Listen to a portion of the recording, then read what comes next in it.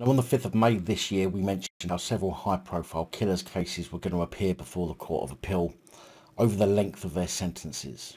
This included Met poster boy Wayne Couzens and the filthy, despicable parents, if you can call them that, of poor Arthur Thoma Hughes, who died at just 6 years old at the hands of Emma Tustin and Thomas Hughes. Couzens was handed a whole life term, which he thought was a little bit harsh, for abusing his position as a copper, stopping, abducting, raping and killing 33-year-old Sarah Everard on March the 3rd, 2021. Therefore, Couzens' aim was to have his sentence reduced. However, Tustin and Hughes' case was being heard not because they thought it was too long, but because it was deemed to have been too short. Also facing the appeal judges this morning was Ian Stewart, a convicted double murderer who killed his first wife and then killed his fiancée in 2016 and 2017 respectively. He was given a whole life order, but this was deemed to have been too much punishment, and so his sentence was also to be looked at. However, and it gladdens me to say this, Couzens' appeal was not successful. Our survey said... Basically, Couzens' appeal was on the grounds that he admitted what he had done and should have received some credit for the early admission, meaning his sentence should have been reduced, which generally happens.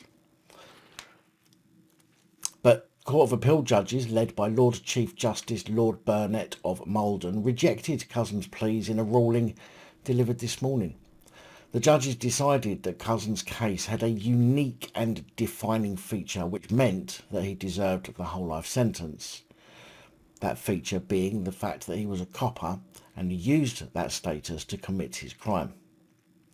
Along with the planning and premeditation of Sarah's kidnap, the serious mental and physical suffering she must have gone through, and the attempt to hide her body in an old freezer in some woods, if I remember rightly, and the disposal of her body by fire. So Couzens' appeal was denied and no change was made to the original sentence.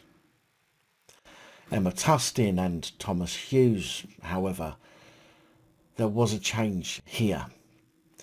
As mentioned, these two cretinous fuckpigs murdered poor 6-year-old Arthur Hughes and of course put him through some severe mental and physical torture in the process. Hughes was sentenced to 21 years for manslaughter and Tustin for 29 years. Arthur was poisoned, starved and beaten in a campaign of horrific abuse. And at the time of the sentencing, the pair, both Hughes and Tustin, did appeal against their sentencing, but an appeal was also made under the unduly lenient clause. Now, during the appeal this morning, judges decided that Tustin's sentence was correct and appropriate at 29 years. However, Hughes' sentence was altered. Thomas Hughes, for his part in the death of a child, had his sentence increased by a further 3 years.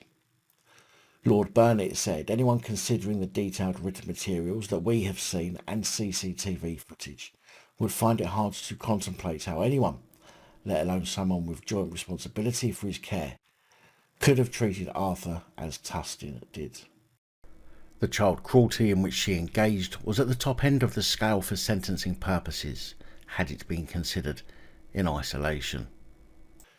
It was concluded, in our view, the judge was right to take a starting point of 30 years for the principal reason he gave, namely that to do so properly reflected the seriousness of the murder of Arthur and the dreadful cruelty for which Tustin was responsible that preceded it.